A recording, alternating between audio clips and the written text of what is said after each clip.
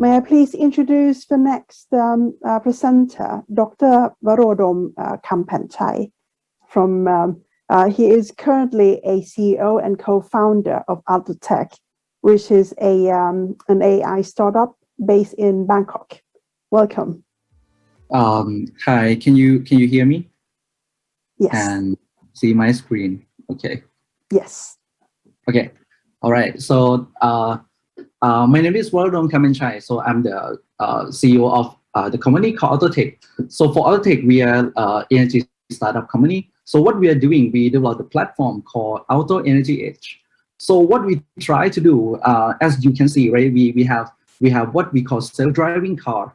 But actually, why we don't have self-driving building that making use of our sensors, of our system that and all devices are working together to help building to optimize its energy consumption and going toward what we call a net zero energy. So we are the startup under NVIDIA Inception Program and Microsoft for startups. So we kind of getting global support from all these company. So as we see the trend, right? So we moving from traditional power grid, the power flow one way into the two-way power system. There are a lot of IoT devices connecting to the grid, like solar PV, energy storage, electric vehicle. So what we are doing is that we want to develop the platform starting from managing the buildings and then expanding to the cities and also electric vehicle to make them work together efficiently. So this are our team. We have strong team of computer engineer, electrical engineer, and mechanical engineer working together to develop what we call self-driving building algorithms. So we have over 10 years of experience. Actually, starting from I did research with Virginia Tech and Department of Energy. So so basically, we want developing the open source platform for building energy management open source system called BMOS, and then I kind of want to go to explore getting the world experience. So I go for working in Silicon Valley and working for electric utility in Thailand, and then we started AltoTech in 2019. So the problem we try to solve is that as you see, building getting more complex. We have chillers, we have solar rooftop PV. Some building even have energy storage and lighting system, pumps, and things, right? So this thing getting complex and complex. So can you imagine when we have the buildings, how long that human running the building, right? How long we use human to monitor, look at the graph and try to run the building to be more efficient and reduce carbon emission, right? So this thing getting more complicated and it's generate data every second, right? So things is manual and it's kind of buildings and also city doesn't have data workforce that can get use of this data. And also the driver is that Thailand, we try to be net zero energy, right? We try to be reduce energy consumption by half or by third by maybe 20 years from now, right? So the missing piece is the software that can run building more efficiently, right? So we may have solar PV from if you look at building, it may have solar PV from one vendor, right? For aircon from different vendor, lighting and pump different vendor. The missing piece is a software that can connect all this system together and run them, right? So for AltoTech, we developed the software called Auto Energy Edge that working with existing building and also new building that I can show you next slide. So what we do is that for existing building that have CPMS or FMS, we run our algorithm on top of it, right, over the API. And then we make use of all data inside the building, not only outdoor weather, indoor weather, but we also use, for example, camera in public space. We do space behavior analytics. We do anomaly detection. We listen to human feedback from the building. They can tell, okay, where's the building? Too hot or too cold? We adapt this input and feed to our algorithm. Our software can also work with new buildings. We starting with designer that design the system. Okay, new building or smaller building they can afford. For example, Johnson Control, Honeywell, or big, BMS system. we have AutoOS that can connect all this system and run our algorithms on top of it. So the benefit of our platform, we help building to reduce electricity bill up to like 30% and reduce maintenance costs and give them like business insight so they can reduce the operation costs.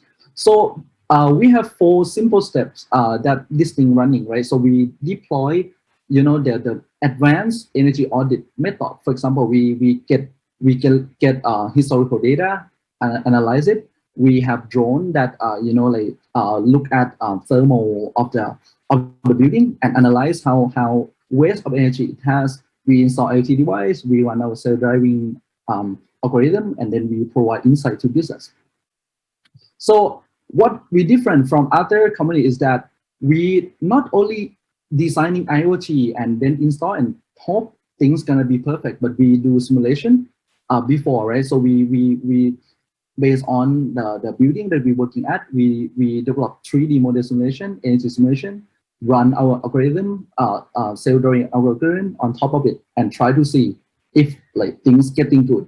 Then if things getting well, and then we deploy our algorithm, our software on real building. So basically, all AI agents that we put into the building has been trained and tested before.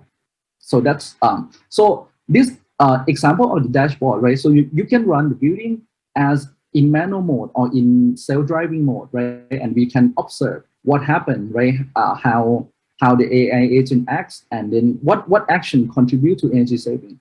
So this like what we kind of different from the other, and yeah, try to gain more saving. So for our business model, we offer buy option, subscription, or loan. So we partner with the bank. So bank give sustainable financial fund for business so that they can get a loan and escrow. So basically, what we get like one-time installation cost, and then performance-based energy saving sharing from our customers. So this is our attraction. For now, we have over close to 2,000 IoT devices installed, and like over 100 terabyte of data, and more company in our pipeline, also like corporates. So we have success case. For example, like in hotel in Bangkok, we save like over 20% of energy, and then we get all the data that they never have before. So that and we also have success case with a big building like Churio Park. We connect with their existing system and run their FCU, right? And we have like, for example, like residential buildings. We working with our partner and try to run our algorithm and try to find if we can get this building to consume energy like near zero. Maybe we cannot go to net now, but we just want to go close to zero energy as possible. So we also have we also working with university, for example, like AIT, like Chula. So we developing AI algorithms for Chula Smart City, so that they also use it for like peer-to-peer energy trading algorithm between the buildings. We have like working with many corporates, like aircon manufacturer, power company, and other like businesses. We receive reward from U.S. Department of Energy, the Thai Ministry of Energy, and also like other organization as well. So this pretty much it of what I want to present today, and we just closed our seed round with the globally well-known VC. So we kind of maybe weeks away from publicly announcement, but we are open our communication with investor or partner who want to like join us and see our vision to push this forward and expand to other countries as well. So thank you so much. Thank you very much, Dr. Barodom. May I invite the commentators to put questions, please? Are there anyone who would like to start?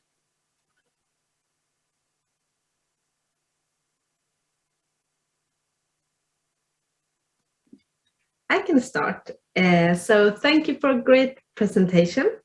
I really like the AI agents, and at the end you told that you're also open for other markets than Thailand. So what's your growth plan there?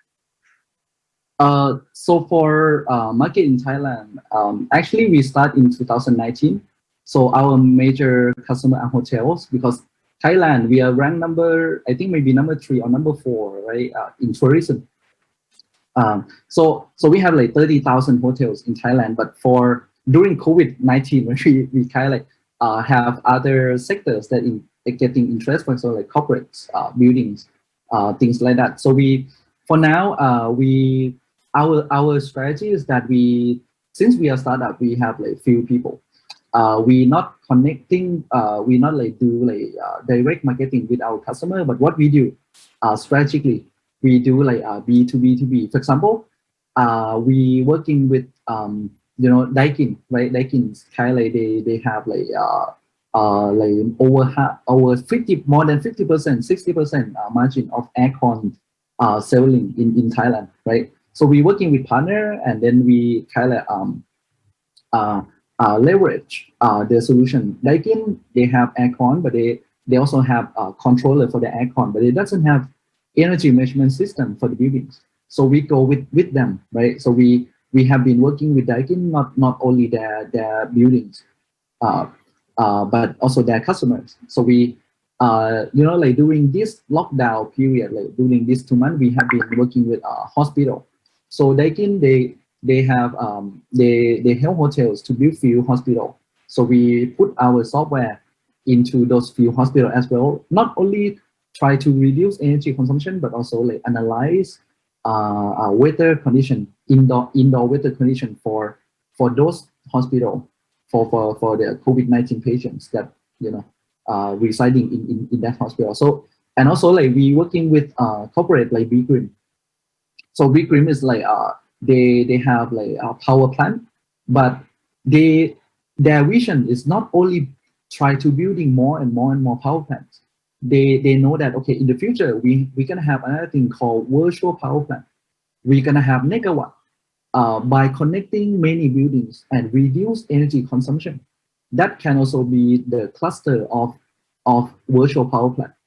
And they want to have strategic partners who know digital, who can develop AI, who know the system, right? That help them to push this virtual power plant business.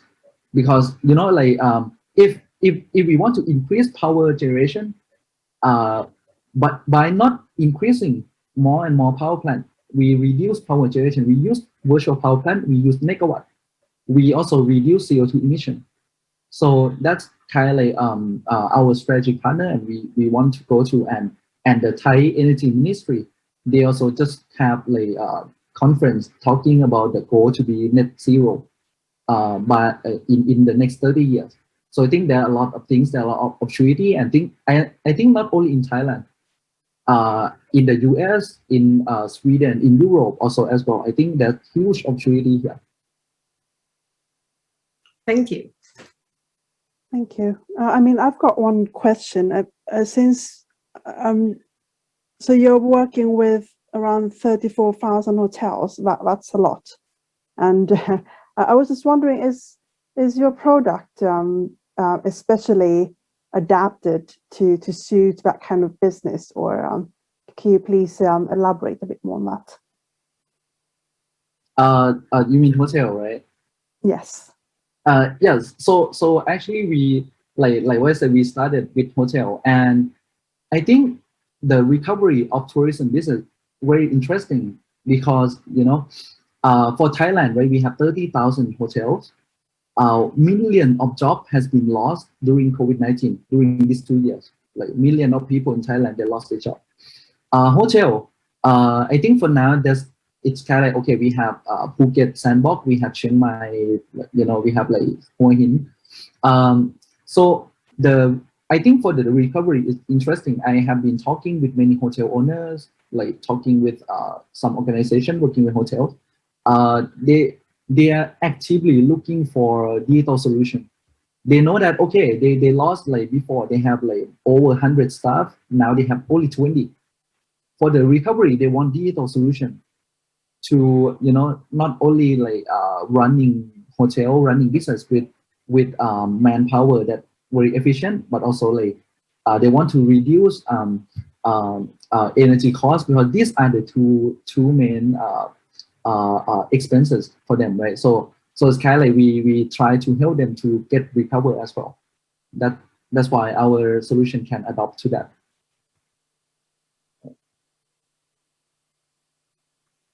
Very Anyone interesting. Very interesting presentation. It's a very hot topic. In Sweden today, everyone is talking about the power capacities in the grids more than the actual energy being produced and consumed. It's more about having the power to provide it when you need it, when everything is getting electrified. Your systems, how do you work around that with storage capacities, you mentioned the communities with other buildings? I suspect that also a problem in Thailand, because it probably is all over the world soon. How does your software and your technology solve that issue? I think for what the project that we working with, right? So we getting involved with Chula Smart City. So basically, it's the campus that has many buildings, right? So I think in the future, okay, we're gonna have since electricity, right, is price not gonna be the fixed price anymore, right? It's gonna be like energy. It's gonna be like stock market, right? So this gonna be like, and also we have energy storage, we have solar, we have electric vehicle, and or appliances or equipment inside building can be controllable. So the software play huge role in this, because can you imagine if you're gonna trade your own stock, you use app to trade. Okay, it may make sense for you, but by offering or by bidding energy, right, electricity, it's not feasible for human to consume all this data, right? So there's a need for software, right, that can participate in the market, not only at the building level, but gonna be building to like public PV or EV charging, or campus to campus, right? So it's kind of so I see like this gonna be the trend. And actually, we're not only working by ourselves, we also like consulting and working with Pacific Northwest National Lab and like NRail in the US. So we like consulting with them, and we kind of like I have like researcher and friends there, right? So we kind of like exchange information, and we know that, okay, the world gonna be gonna go like this trend, and we think there's a huge need for this. And also like even in the US, they also like try to they're still like it's just the beginning. It's just the beginning, but I think there's like many opportunity for us to gear this forward. Thank you very much. You seem to have a lot of collaborations. Are there other comments? One small question from me, Nakab.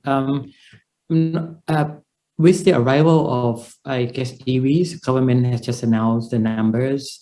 The arrival of the probably trading of electricity, the decrease of battery cost, all those factors, and including things like vehicle to grid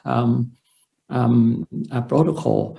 Are you actually taking all those trends or signals into the future of your business? If yes, what would it be like? I see. Actually, like as we see the IoT device, the trends, they're gonna be like more and more open. If we think like 5 years back, we talking about Mitsubishi, Daikin, like maybe brand from Europe, they're not open. But for now, many things, right? Like we work with partners like Carrier, Toshiba, Daikin, all this stuff they open. And also for EV charger. So for EV charger, if you're gonna have V2G and some of that stuff, for now we have OCPP, right? We have OCPP that actually for our company we also have integrated some of the EV charging device. So actually for our AltoOS platform, if the device has open protocol, which I believe things gonna open, we have IoT standard like Open Connectivity Foundation called OCF, that things has to work together and comply with the standard. So we can connect with our new device and adapt to our control algorithm. And one thing that we don't use simple control algorithm, because only if else or simple control algorithm cannot learn different interactions and cannot learn this heterogeneous system data and things, right? So that's why we have to adopt like some AI control and focus on developing AI control so that it can learn interactions between these devices. And I believe it's kind of like the way to go, because we're gonna have more and more devices that can connect to the cloud, to the platform, and has to work together. Okay, thank you very much. So we've just run out of time. May I please thank Dr. Varodom once again and all the commentators.